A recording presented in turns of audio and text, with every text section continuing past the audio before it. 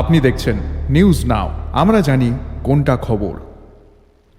ভুল চিকিৎসায় 4.5 বছরের এক শিশুর মৃত্যুর অভিযোগ আগরতলা আস্তাবল সংলগ্ন দেবলোক হাসপাতালের বিরুদ্ধে।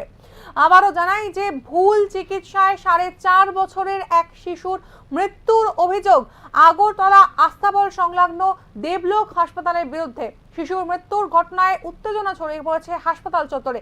দেখুন সেই ছবি।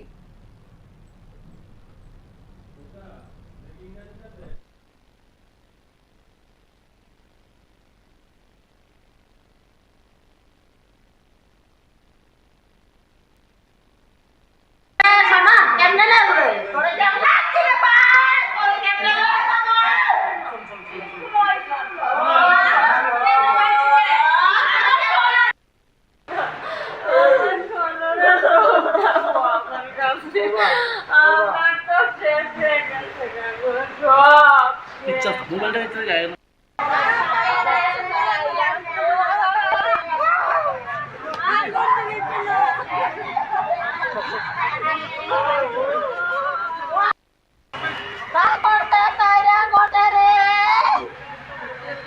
আমার বিয়ের বউ কালি করতে তাইরার বউ কালি করব।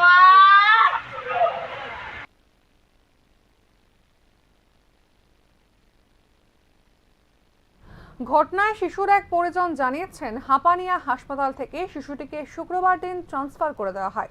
পরবর্তী সময় শিশুর অভিভাবকরা বাচ্চাটিকে আস্তাবল সংলগ্ন দেবলোক প্রাইভেট হসপিটালে ভর্তি করান। বাচ্চাটির পায়ে একটি অপারেশন হওয়ার কথা ছিল গতকাল, অর্থাৎ শুক্রবার দিন। তবে গতকাল সেই অপারেশন হয়নি। এরপর শনিবার সকাল 8:30টায় শিশুটির অপারেশন হয় এবং অপারেশন থিয়েটার থেকে বের করার পরে তার অবস্থার অবনতি হতে থাকে। শিশুটির পরিবার অভিযোগ করেছেন যে তার বাচ্চার জ্বর বাড়তে থাকতে দেখেও নার্সরা কিছুই করেননি এবং শিশুর পরিবার একেবারে অভিযোগ করেছেন যে বাচ্চাটিকে ভুল চিকিৎসায় মেরে ফেলা হয়েছে বলে। শুনুন তার পরিবারের পরিজনদের প্রতিক্রিয়া।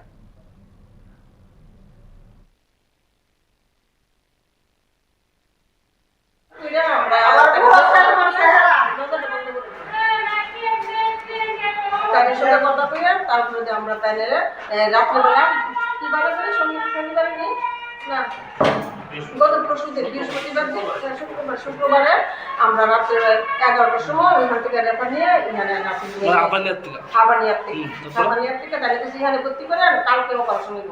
কালকে সারাদিন তারা দিচ্ছে অপারেশন করবো 2টার থেকে। আমরা বাচ্চারা না খাওয়াই রান্নার লেগে, এতটুকু একটা বাচ্চারা সারাদিন না খাওয়াই রাখছি। জল টল কিচ্ছু দেওয়া হয়েছে না, তারপরে হঠাৎ করে আরেকটা সময় বাচ্চার অপারেশন হইতো না আজকে। তখন কিতা করলাম, তাহলে আমরা আগে পিছন না গেলে তখন বাচ্চার এই মা বাবা কিতাছে কয়, তাহলে আমি এক কাজ করেন তখন জল টল খাওয়াইলাম। তো আমরা জল টল খাওয়াই গেছি। জল টল খাওয়ানোর পরে বাচ্চাটা খুব কষ্ট পাইছে খাওয়ানো। একটু খাওয়াইছি কারণ এত অসুস্থ, এমনি তো অসুস্থ। আমার পা বাবা একটা যন্ত্রণা আছে, পা ফুললে উল্টো হয়ে দিছে। না আশা করে এমনি কোনো ওষুধ টষুধ আর দিছে না। বলছে সকাল 8টার সময় আমরা এই অপারেশন হইব। ঠিক সকাল 8টার সময় তারা অপারেশন রুম নিছে। আজকে আর সকাল 8টার সময় নিছে অপারেশন রুমে। 10:30টা অপারেশন করে বাইকেরা খুলে করে তারা আনছে না বেডে শোয়াইছে। বেডে শোয়ানোর প্রায় 15-20 মিনিট পরে চেঞ্জ হওয়ার পরে একটু পরে আবার জ্বর উঠতে গেছে। তো ডাক্তারবাবু কয়ে গেছে যে একটু আমরা নার্সেরা কয়ে গেছি জ্বর উঠলে বা কোনো অসুবিধা হলে নার্সেরা পরিষেবা দিবে, ভালোভাবে ই করবো। কিন্তু নার্সেরা ডাকছে আমার ছেলে মানে ভাইয়ে ডাকছে যে সিস্টার আমার ছেলের তো জ্বর উঠছে, আমরা একটু থার্মোমিটার একটু দেখেন না। থার্মোমিটার এনে দিচ্ছে, বগলের নিচে দিয়ে দিচ্ছে। বগলের নিচে দিয়া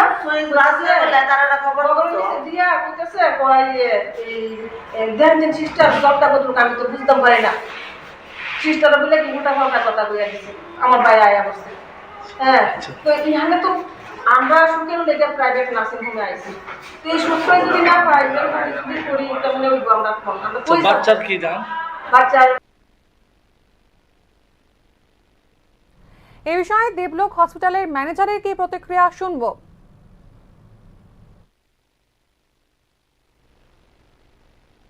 নিচে যান না। আপনি কে বলেন? কাইন্ডলি নিচে আপনি যান। কে একটু বলতে পারবেন? আমি আপনি এখানকার ম্যানেজার। আপনাকে আমার শোলে টাচ করবেন, আমাদের শোলে টাচ কাইন্ডলি করবেন আপনারা নিচে যান। কেন? আমরা কেন যাবো? এটা হসপিটাল একদম ওয়ার্ডের মধ্যে আপনি রোগীর পেশেন্ট। আমরা একটা অভিযোগ পেয়েছি বলেই তো এসেছিলাম। আর দাদা এখানে পেশেন্ট আছে তো। 100 বার পেশেন্টের চিকিৎসা কিরকম হয় এখানে? সমস্ত কিছু বলবো, নিচে যান। আপনি বলুন না, এখানে বলুন। না, এখানে হবে না, এখানে পেশেন্ট আছে। তা, আপনার এখানে চিকিৎসা কি গাফিলতি হয় কিভাবে এটা স্যার?